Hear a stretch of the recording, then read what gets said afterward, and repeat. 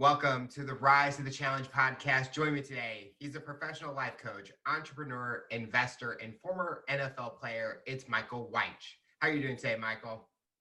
I'm doing well. How you doing? I'm doing good. I'm excited to have you on the show to learn all about your rise to the challenge.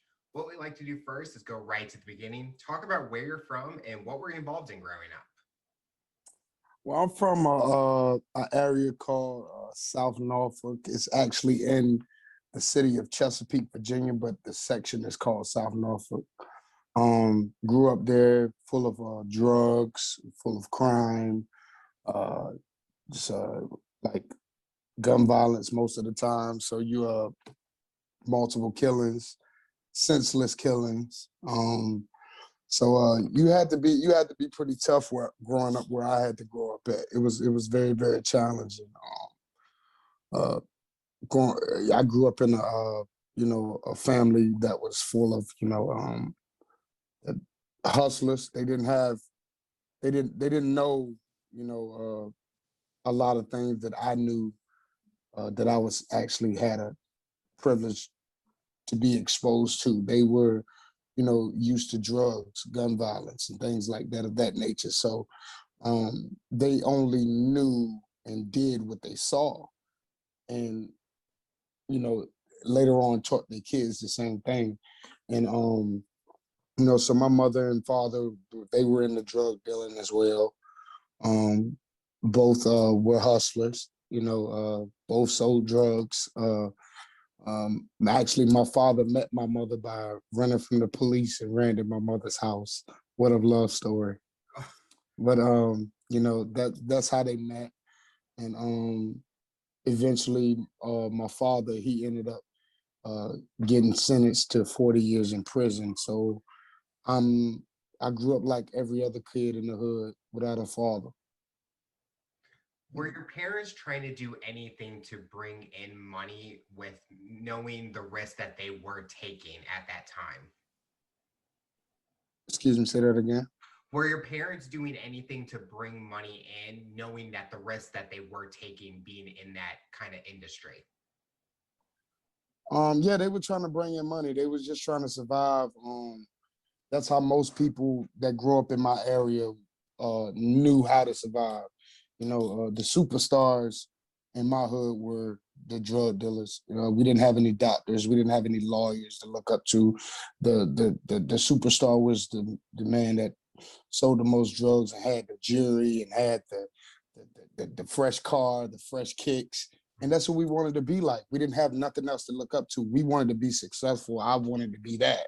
I wanted to have that. I wanted to have money in my pockets, and so did my mom, so did my father. This is generational curses that, we wanted to have the big, in my culture, we wanted to have the big Cuban links on our neck. We wanted to have the fresh shoes and the fresh BMW to drive. The only way to do that is to hustle hard. What kind of activities were you doing, like with athletics, or were you hanging out with friends to try to keep yourself away from going into that direction? So, well, going into that direction, I was brought into that lifestyle. So I was already in there. I couldn't escape from it. Um, uh, Now what stirred me away from it was a guy by the name of Alexander.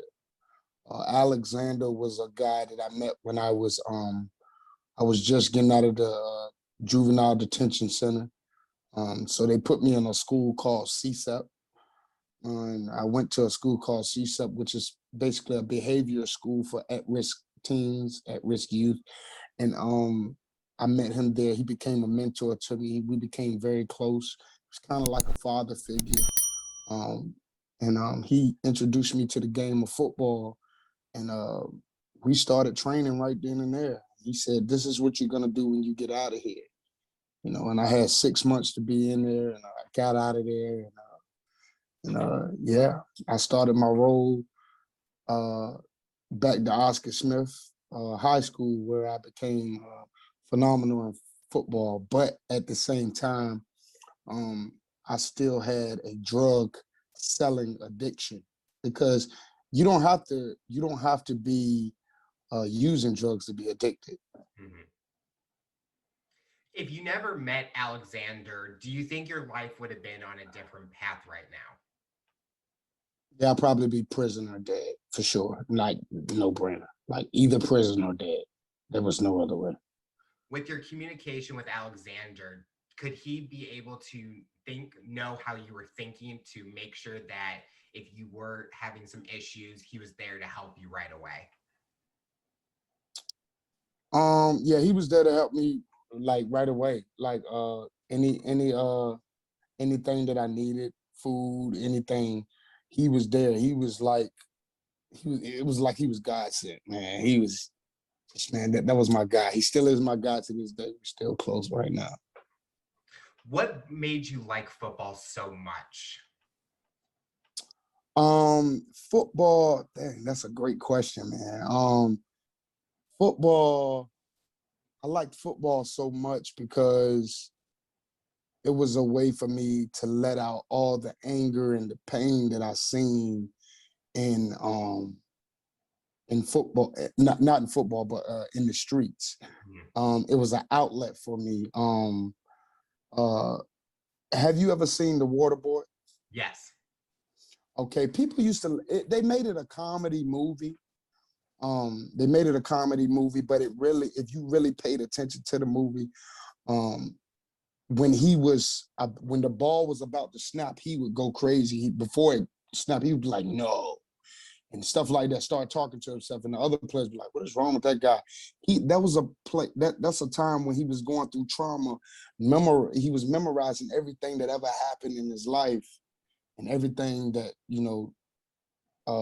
triggered him off. And that's kind of how it was for me. I would, before the ball would snap, I would think about all the trauma, the abuse of my mother. I would think about, everything that went bad for me in life. And when that ball snapped, the guy in front of me is in trouble. Were you So were you ever worried with having those flashbacks that it would take it to a high level and injuries could happen or something serious would have taken place with regards to having those moments before that ball? you mean for the other player? Well, yeah, because sometimes I mean, definitely we see with football, they use that anger as a way to hype up the players and stuff. But sometimes Mhm. players will take it a little bit farther than they should. But I know that you probably were just in that moment playing the game. Yeah, sometimes that can happen. I actually broke one player's collarbone one time. I actually broke one player's jaw. So those things happen, but in the spirit of the moment, you're not looking to injure anybody purposely, but it's just a method, you know, trying to get out where you come from. Um, like some guys don't understand that play like football is a violent sport, Yeah. and I played violent because I came from violence, so and that's the only way I knew. Like if you play violent, that's how you was gonna get that $1 million. So I tell guys all the time when I go speak to them, I'm like, you're sitting up here going 70 mile. No, I mean you're sitting up here going 70% effort in the football game. When there's a kid that has been through life, that has been through poverty, that has been through his mother abandoned him, his father is in prison, and you're gonna go 70%, he's gonna knock your head off because he's fighting for something. He's fighting for a spot to get out the hood. So that's what football basically done, man. You kind of just mentioned that. So, was the goal always to expand the opportunities for you through football, or was there always maybe something other that you were going to pursue to get out of the situations that you were in? So basically football was a vehicle to get me to my true passion. Yep. Because I could care less if I played 30 years, 1 year. I didn't care because I know how to hustle. I knew how to get money, you know, legally, illegally. It didn't matter to me. But my mindset started changing as I grew older.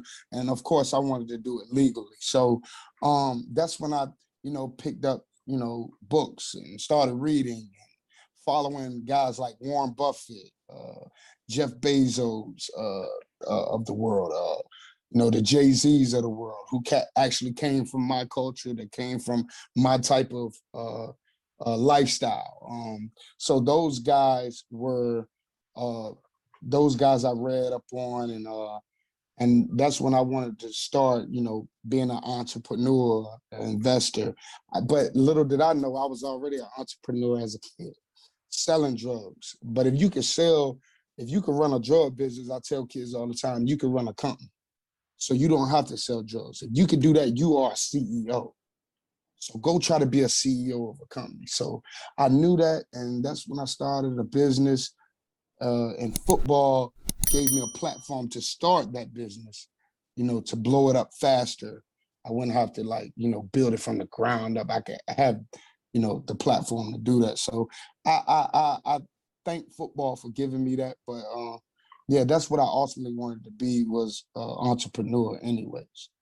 You brought up a great point with the whole drug industry. It's like those people, it's a business in a way, and you have to do sales tactics and all of that. And those same skills is what people in big Fortune 500 companies are doing. So if you're able to do that, you're able to do a lot more, and you're able to expand the horizon in a way. And that was a great point that you made, where the industries are similar and they use the same techniques. When you were going to leave high school, where was that next direction for you? Were you pursuing any colleges? Were any scholarships coming for you? Yeah, when I left high school, I had a lot of scholarship offers. I had a lot of scholarship offers. I was originally gonna go to Clemson University, but my grades wasn't. They were good, but I didn't have enough grades to qualify to Mm-hmm. go there. So I had to either pick a smaller school, or I had to go to junior college. And the ability that I had as far as football, no disrespect to the smaller school, because any scholarship is a blessing.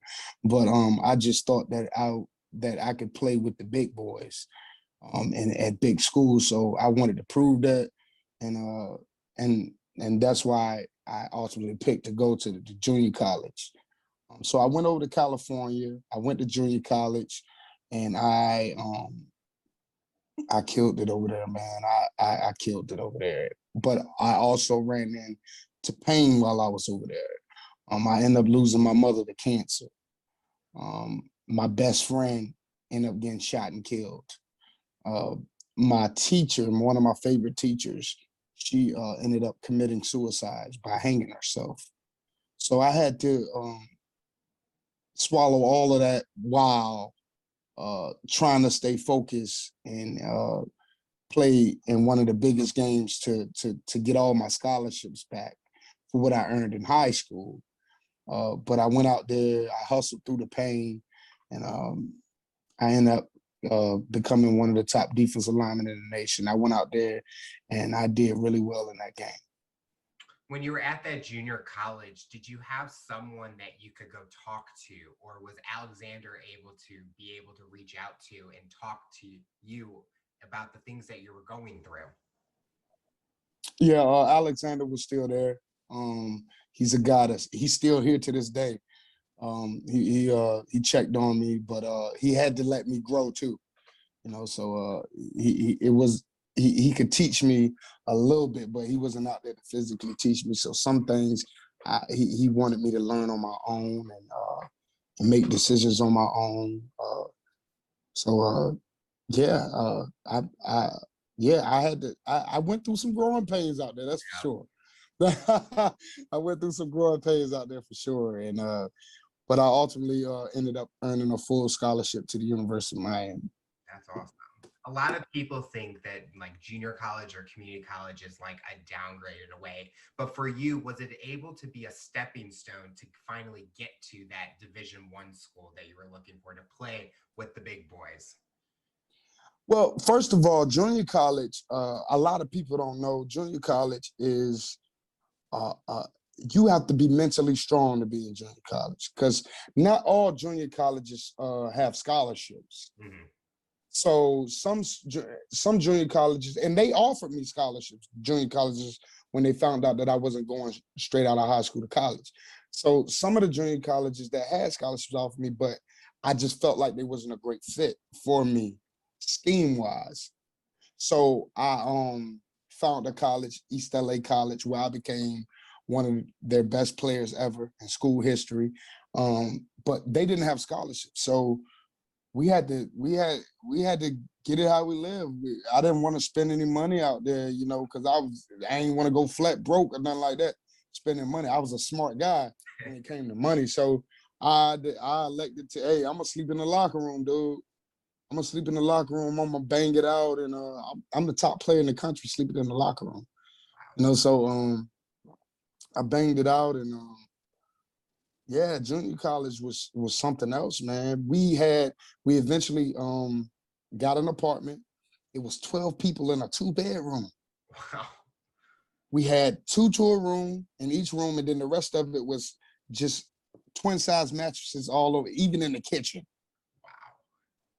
And some of those guys that were with me in that apartment, they are in the NFL now.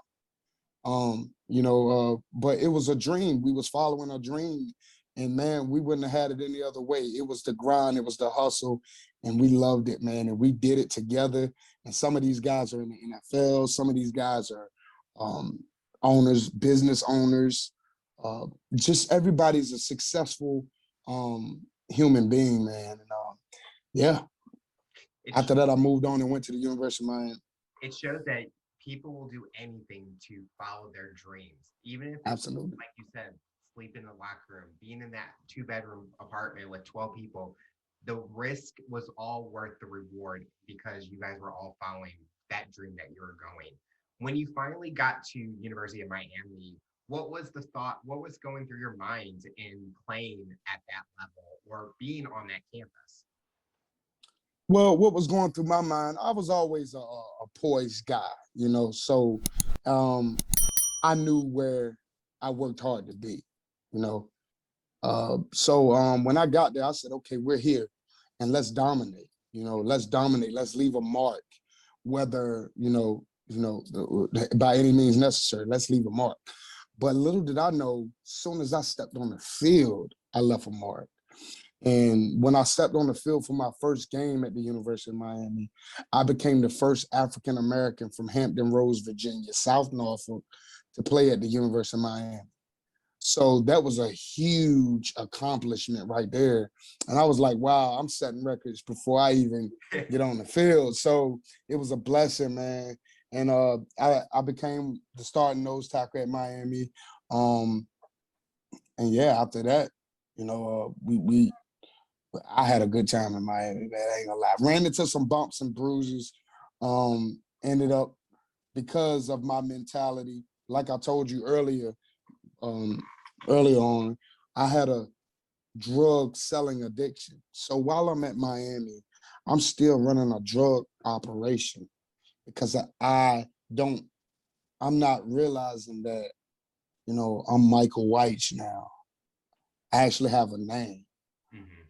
People notice me when I go to the store and be like, hey, you're Michael Wyche. It's like, I'm still thinking South Norfolk. I'm still thinking survival mode. I'm still stuffing, like when I'm at Miami, I'm still stuffing myself with, like, I'm overeating because I'm not thinking like, Mike, you can go back and get some more food, man. It's fine. I'm still overeating. So I'll be having like stomach hurts at practice and everything. And, because it's in the mind. You not knowing, you done been doing that for so long. You're not knowing that everything's okay now. You made it, So I ran into that, and ultimately I got set down because of firearm charges, and I still carrying guns like I'm in South Norfolk, and but I needed that sit down. I needed that sit down, Alex, because if Michael Wyche don't sit down, Michael Wyche probably be doing 100 years in prison. You know, so those gun charges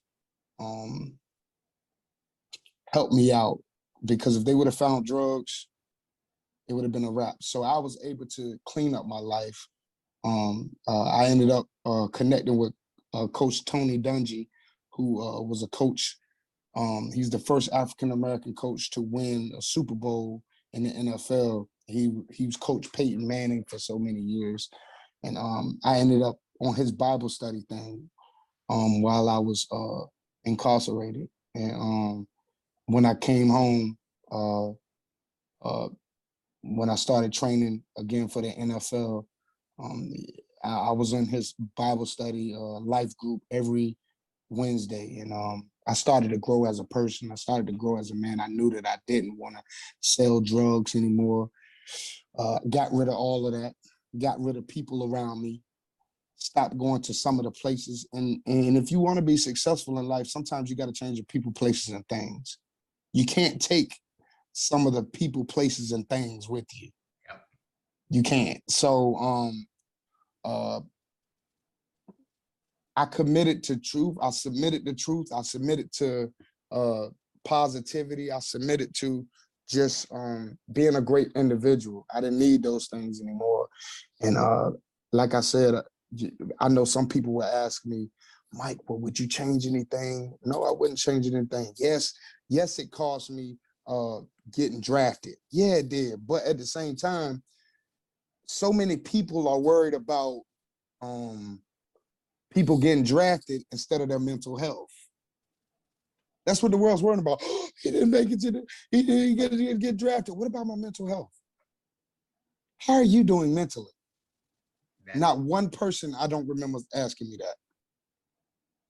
It's kind of So, like with all the tabloids and stuff. It's like this huge spectacle that they want to make out of it, but it's like, what's really going on with that individual? And I think someone that's listening to this, and if they're going through something similar, that should be something that they should start with, is the mental health, because you need to make sure you're doing well personally, because if you have that positive mind going, the positive vibes, you're going to be able to do a lot more than what you would be doing if you weren't in that state of mind. And you knew that it did cost you things, but you knew what was more important was you as a person. yeah. And when I got that part right in my life, everything started to fly open. Green Bay, I got a call from Green Bay. The Packers gave me a call, so I flew up to Green Bay, and I instantly picked up where I left off. I never questioned my athletic ability. I always had great athletic ability, so I went out there and did what I did best, and that was, dominate on the football field. And I got one last phone call, and it was from my sister. My younger nephew, who I was like a father figure to. You ask him who his father was, he'll say my Uncle Mike. And one day him and his friend was in the house. His friend was playing around with a gun, being a goofball. He didn't mean any harm though, but decisions, man, decisions. Playing around with a gun in the house, and the gun went off and struck my nephew in the face and killed him. Oh. Yeah. And when that happened, that was the last blow. I went up to Coach McCarthy, head coach of the Green Bay Packers, who is currently the head coach of the Dallas Cowboys now. I went up to Coach McCarthy and I told him, Coach, I think I want to pursue a career in life coaching. I think mental health is more important right now. I'm trying to save some lives around the world. As we were practicing today, my nephew just got killed, who I was like a father figure to. He was my son, if you ask me. It's my pride and joy. And I just I want to go back home and start my life coaching business and motivational speaking career. And he said, well, if you do that, you're gonna be the greatest Green Bay Packer to never play. He said, because I knew you was just about to be an all-pro nose tackle the way you were playing. And I said, thank you, Coach. He said, you need anything, we're here to help. I totally understand. Um, uh, just let me know. I was like, could you give me a letter of recommendation? That's about it. He gave me a letter of recommendation, and it was one of the best letters I ever seen, and that helped me uh, start getting speaking engagements around the world, man. And now I speak over 100 times a year around the world, and that's what they call me, the greatest Green Bay Packer to never play, because I've inspired countless people from committing suicide. I've inspired countless people from that former prison inmates to not go back to prison, to get jobs and start businesses. I mentor, I life coach professional and college and high school athletes around the world. So that's better than a sack or a tackle any day. Were you ever worried when you were going up to your coach that he was not going to be happy with your decision, or you knew the kind of person he was that he would be able to accept it? Coach McCarthy is a great guy, man, and he was just so understanding. Because I came up to him with tears in his eyes. He saw that I was hurt, man, and but he knew I had a lot of football left in me, and but he knew that uh, I was serious about what was going on.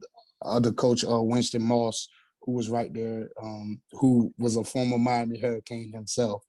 He when I told him what happened, because I came to practice crying.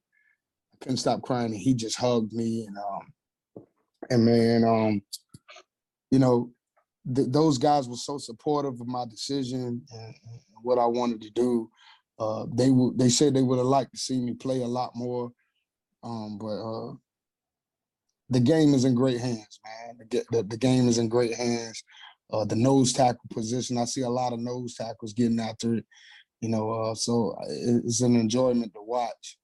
But I'm gonna leave the game to them, and I'm gonna try to help the mental health side of athletes before they even get to them, so they could be, mentally, as well as socially and physically healthy.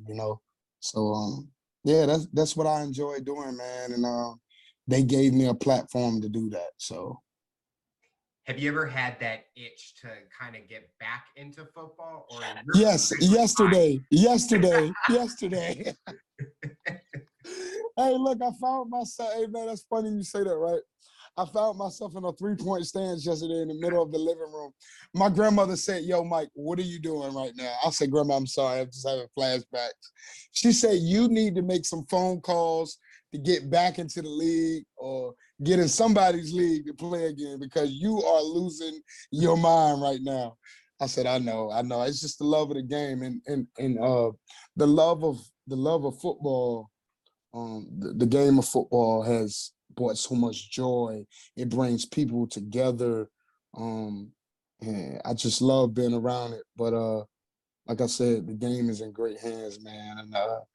And I like to get down there in the three-point stands every now and then, But I'm only 28 years old, so that's why people still asking me, "Man, why don't you still play?" But it's like, why would I still play when I just sold over 200,000 T-shirts? Why would I still play when I go speak 100 times a year and I'm making the same amount of money as some NFL players? Why would I go and play when I'm tapping into real estate? I'm owning houses. I'm owning apartment units. Why would I do that? I don't have to get traded. I don't have to get released from a team. I don't have to worry about those things. And to be honest, the NFL is a dirty game, man. You know, it could be cutthroat. They'll cut you and all of that. I ain't got time to go through all that. I like where I'm at right now.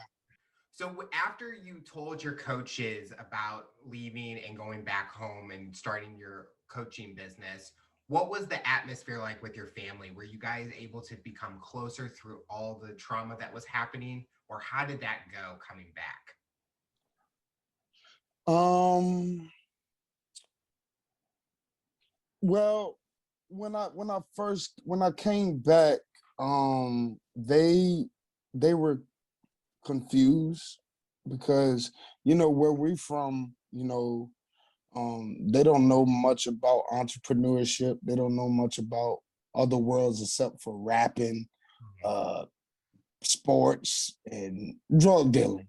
So when I said I wanted to be this, they were like, "How are you gonna do that?" Like, I said the same way you didn't think I was gonna be an NFL player. Some people didn't think that was possible, you know. So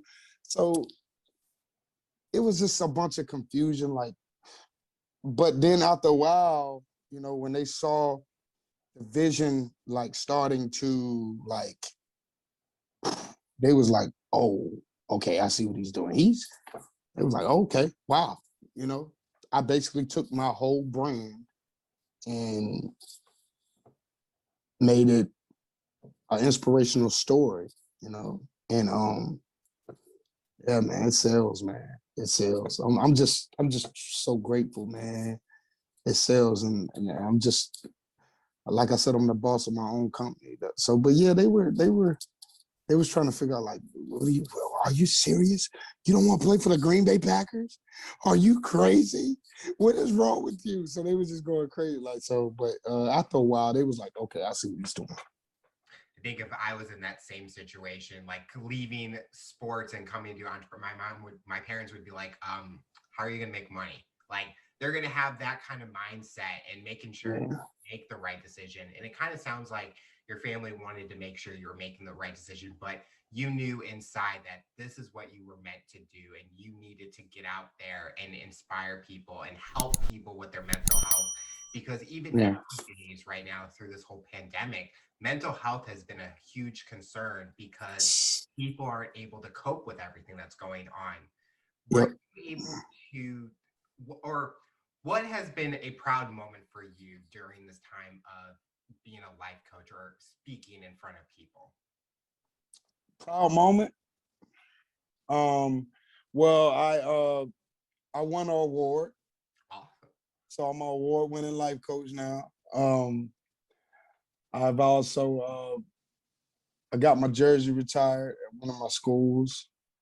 Um, Also, I've gotten, like I said before, I've gotten countless emails and stuff like that of people telling me that I stopped them from killing themselves, man. That right there is like, that's my championship.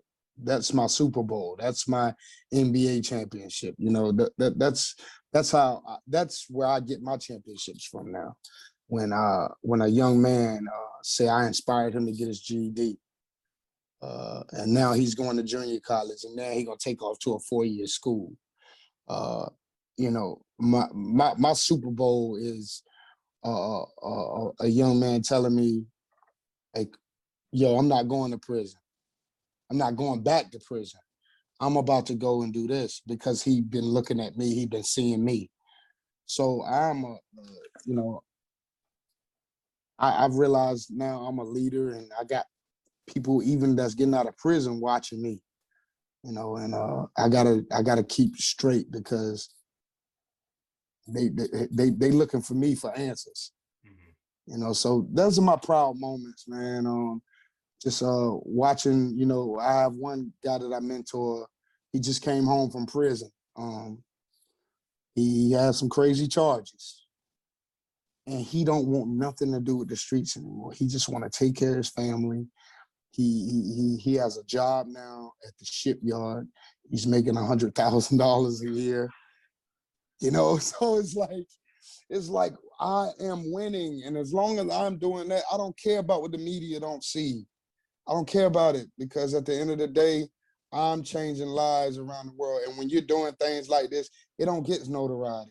It don't get, you know, that Tom Brady touchdown throw. It don't get that, you know. And I'm cool with that, you know.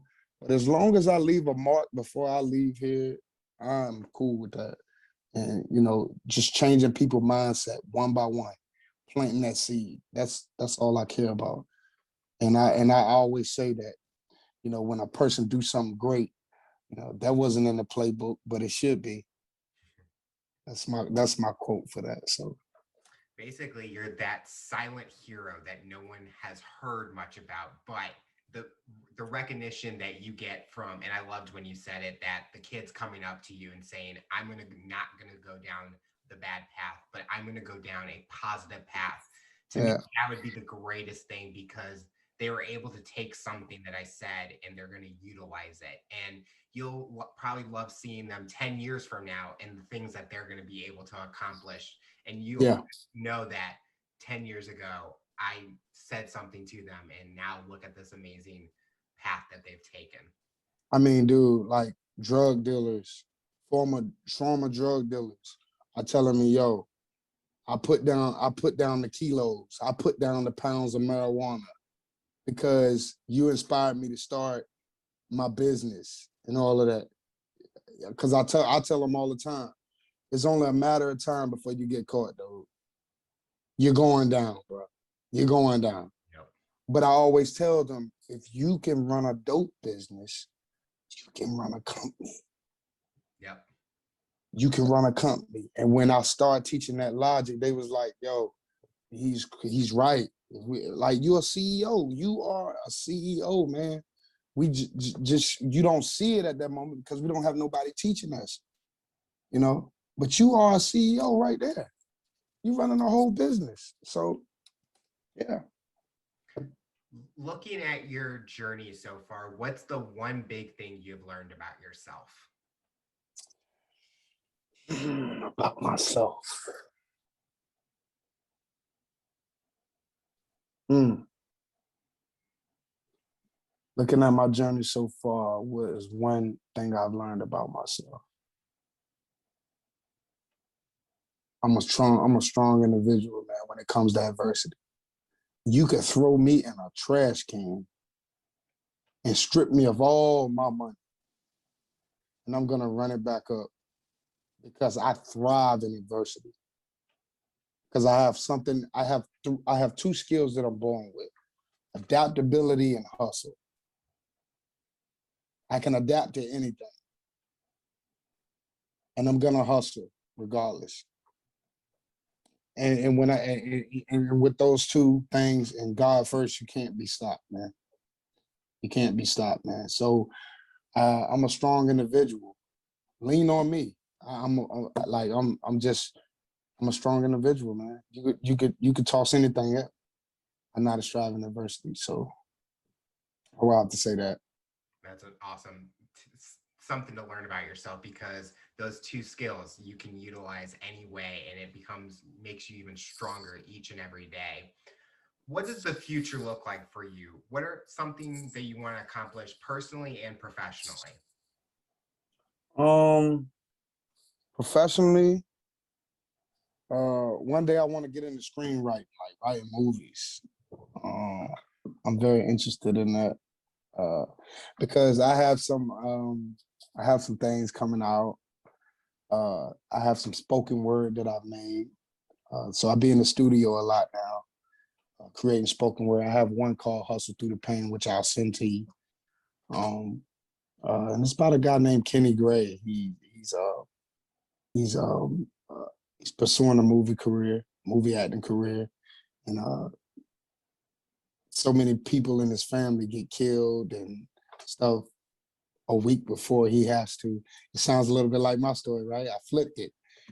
So, his family got in, you know, he just had a bunch of stuff happen before a week before he had to perform this audition, and he smashed it, man.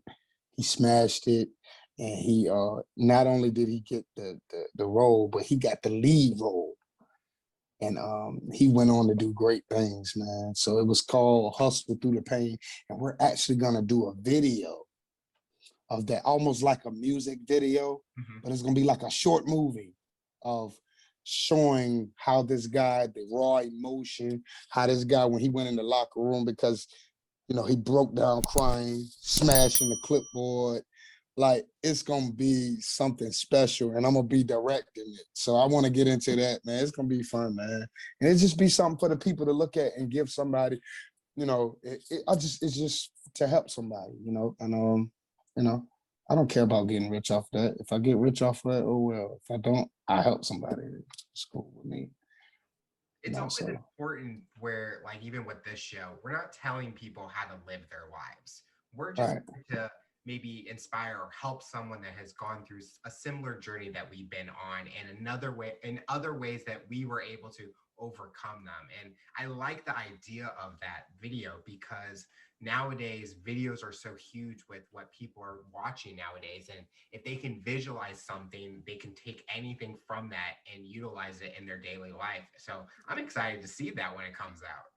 Man, it's gonna be dope, man. I can't wait to do it. Man. It's gonna be awesome, man. So that's what I do. I put my money to meaningful things now. How can this help somebody? Like all my hoodies that I'm doing now is basically hoodies and t-shirts. It has a meaning on them. So it can have a ripple effect around the world. I don't care about putting your famous drip up there and all that. No, no, no. This shirt gonna have a meaning up there, a quote up there for you to take with you. And then when somebody in the store see that quote, like, yo, where did you get that shirt from? Boom. And that next thing you know, because it means something to them. So man, I'm just excited. Man. I love what I'm doing. I love it. The final question I'll ask you, for someone that's listening to this interview based on your journey and experience, what tips or advice would you give them to overcome obstacles, accomplish their goals, and rise to the challenge? One, tips I would give a person about that. One, follow your dreams. Two, don't listen to nobody. Do what you don't listen to you. I hate to say this, don't listen to your mother, don't listen to your grandmother, follow you. Do what you want to do. Number three, never give up. Always, even when it gets tough, never give up. Because it tastes better when you starve for it. Ooh. It tastes better when you starve for it. I promise you. It tastes better when you grind and you hustle for it. You're gonna go through life challenges. Just like I told you the story about Kenny Gray. You gotta hustle through the pain, baby. I'm telling you, because during your darkest moments, that's when you're gonna probably get that call. Your biggest opportunities are going to come in your darkest moments sometimes. And you got to be prepared for it. I know you hurting. I know it's hard. I know you down on all fours right now. You can't get up, but you got to get up because at the end of the day, you got to accomplish the mission. The mission is not going to be a straight shot. It's going to take you through some detours. Yep. Period. This is not for the weak and uncommitted, baby. Hey, listen, this is not for the weak and uncommitted. You got to be prepared for whatever. This is a battle, man. But if you stay focused and you keep your hustle, and I promise you, it will happen. That's in business. That's in anything. Your business right now you ain't making as many sales as you want to make and all of that. Stay focused. Don't give up on the business. This is your dream. Stay focused. And have fun. Have fun. Enjoy the journey. Have fun. And keep negative people from around you. Yep. Yeah, it just blurs everything. Keep them away from you. It's like a disease. Keep it away from you. Well, Michael, I want to thank you so much for coming on this show. You're inspiring so many people, and we're excited to see what the future looks like for you. Thank you, buddy. Thank you for having me.